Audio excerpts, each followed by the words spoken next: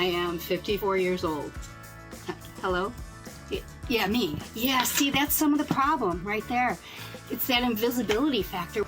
I went from somebody that could get service at the store to them calling the people behind me. They really don't see you anymore. You're not old enough for people to say, oh, you're so sweet.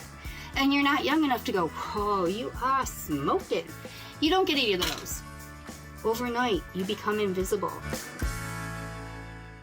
Here's another one that's got a great sense of humor and very creative. I was laughing when I watched your tape originally. That's 54-year-old Terry, who says between her throat waddle, age spots, wrinkles everywhere, and bifocals, it's impossible to look in the mirror and feel good. Really?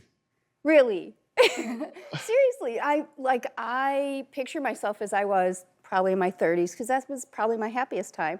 Now I look in the mirror and I'm like, oh. I go out, it's a different reaction. Like you both said, social media, I love social media. I love to but I will not be in that. I will do anything, but if you look at some of my Instagram stats, I'm always in the corner of the picture, so you only see the cute part. Yeah, not kidding. That's how it is. And it's because of this self-love, self-being. You just feel beaten down.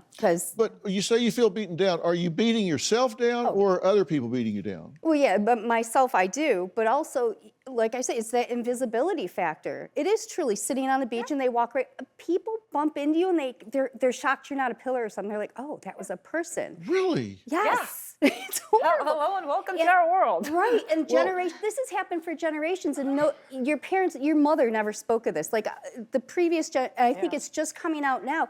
I believe it's going to be younger and younger with the more social media out there, because women are harder and harder on themselves to get to that level that they feel is acceptable instead of no filter. But let me tell you, people that are saying those things to Fifi, I guarantee you they're in their grandmother's basement.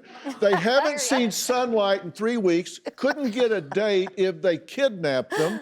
And they look like, I guarantee you they look like Fido's ass. Oh, I agree. And they're criticizing her.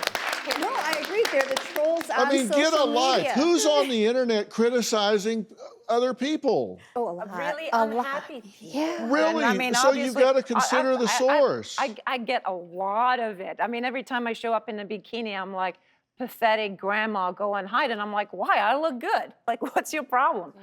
But it is the social media. It is, I think, because actually I think it's the filter culture. Oh, yeah. Is that we are told that you could look like this. Well, see, I look good in a bikini, right? Well, no. Thanks. and I post this, and I'm told to hide. That I'm too old to be doing this. 90+% of the time says more about them than it does about the person they're talking about. In all situations. And you were on grieving about your husband. This was a difficult time for you. And you said you were just looking for a connection. You were wanting to express yourself. And people were criticizing you about that. Yeah, I mean, when my husband died 3 years ago, and I was going through the hardest time of my life. And so I reached out just sort of blindly on Instagram and found a wonderful community of people that were also going through losses and grief. But simultaneously, then there were the people that go, oh, you know, pathetic, narcissist, why don't you just, you know, get a better doctor and up your meds? Anonymously, they'll say it to you, but they wouldn't say it to you. Right. And of course, your theory is they wouldn't even see you because you're invisible.